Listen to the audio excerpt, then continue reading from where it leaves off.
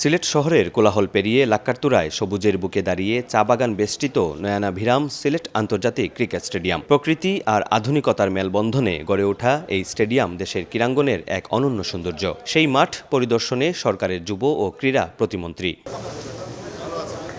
সিলেট আন্তর্জাতিক ক্রিকেট স্টেডিয়ামে পৌঁছালে প্রতিমন্ত্রীকে বরণ করে নেওয়া হয়। পরে বিসিবির কর্মকর্তাদের সঙ্গে নিয়ে মাঠ পরিদর্শন করেন আমিনুল হক।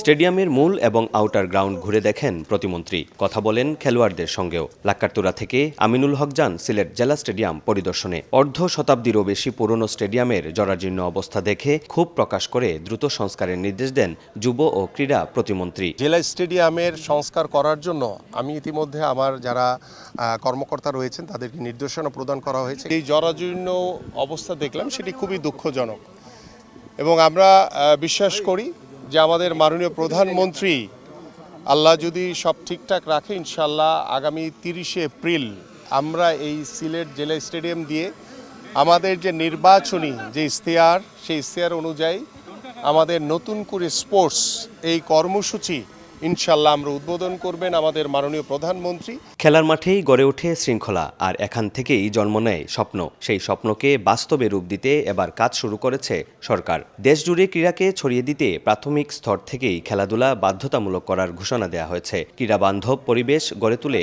সুস্থ ও মাদকমুক্ত সমাজ তৈরির লক্ষ্যে নানা দিক নির্দেশনা দেন প্রতিমন্ত্রী। ক্রীড়া বান্ধব পরিবেশের মাধ্যমে একটি সুস্থ জাতি এবং একটি মাদক মুক্ত সমাজ আমরা ইনশাল্লাহ গড়ে তুলতে পারবো।